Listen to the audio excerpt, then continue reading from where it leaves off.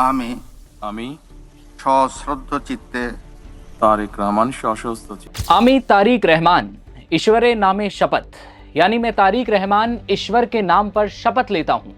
ये शब्द आज बांग्लादेश के इतिहास में एक नए अध्याय की शुरुआत बन गए हैं। बीएनपी चीफ और खालिदा जिया के बेटे तारिक रहमान ने बांग्लादेश के प्रधानमंत्री पद की शपथ ग्रहण कर ली है। तारिक रहमान के अलावा 25 कैबिनेट मंत्रियों और 24 राज्य मंत्रियों को भी पद की शपथ दिलाई गई है। खास बात ये कि इस नई सरकार में 2 हिंदू मंत्रियों को भी जगह दी गई है। जानेंगे कौन है वो 2 हिंदू जिन्हें बांग्लादेश की नई सरकार में जगह मिली है। सवाल ये भी है कि बांग्लादेश के दामन से खून का वो दाग धो पाएंगे तारिक रहमान। साथ ही भारत की ओर से बांग्लादेश पहुंचे ओम बिरला ने क्या कुछ कहा है। सबसे पहले तो आपको ये बता दें कि तारिक रहमान के पीएम पद की शपथ लेते ही बांग्लादेश को 36 साल बाद कोई पुरुष पीएम मिला। 25 कैबिनेट मंत्रियों में से 17 नए चेहरे, राज्य मंत्रियों में से 24 के 24 नए हैं। प्रधानमंत्री तारिक रहमान भी पहली बार मंत्रिमंडल के सदस्य बन रहे हैं। बांग्लादेश की 13वीं नेशनल पार्लियामेंट के सांसदों ने साउथ प्लाजा में शपथ ली।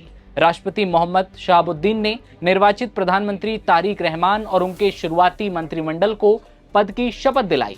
शपथ ग्रहण समारोह के लिए 13 देशों को आधिकारिक न्योता भेजा गया, जिनमें भारत, चीन, पाकिस्तान जैसे बड़े नाम भी शामिल हैं। बांग्लादेशी मीडिया प्रथम ओलो के मुताबिक ये शपथ ग्रहण समारोह कड़ी सुरक्षा के बीच आयोजित हुआ, जिसमें 1000 से ज्यादा स्थानीय और विदेशी मेहमान शामिल हुए। शपथ ग्रहण समारोह से पहले कुरान पढ़ी गई। तारिक रहमान 17 साल के देश निकाल के बाद लौटे हैं और अपनी पार्टी बीएनपी को लीड करते हुए 12 फरवरी को बांग्लादेश में हुए नेशनल इलेक्शन में जबरदस्त जीत दिलाई थी।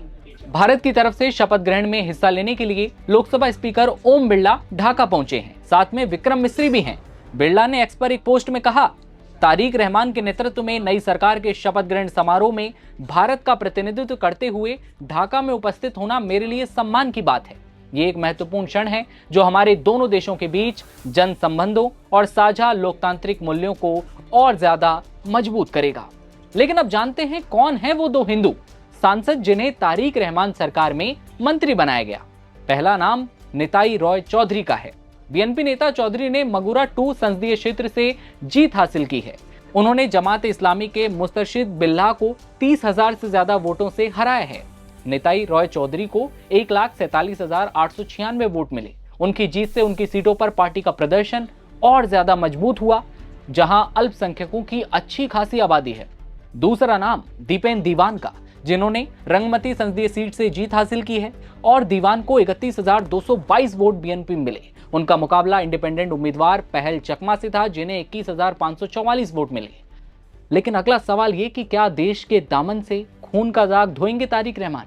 क्योंकि तारिक रहमान ऐसे वक्त में बांग्लादेश की सत्ता संभाल रहे हैं जब वहां अस्थिरता के साथ साथ अल्पसंख्यकों के लिए बहुत बुरे हालात हैं। अंतरिम सरकार के राज में हिंदुओं का खूब कत्लेआम हुआ। मॉब लिंचिंग की ऐसी घटनाएं हुई जिन्होंने अंतर्राष्ट्रीय स्तर पर सुर्खियां बटोरी। खासतौर पर चुनाव के ऐलान होने के बाद से अलग अलग इलाकों से करीब हर रोज हिंदुओं की हत्याओं से और जिस तरह की खबरें आई वो हैरानीजनक थीं। खासतौर पर नवंबर के अंत से फरवरी के पहले हफ्ते तक अल्पसंख्यकों के खून से बांग्लादेश का दामन रंग गया। क्या तारिक रहमान बदलाव के छोटे से कदम से अपने देश की इमेज सुधार पाएंगे?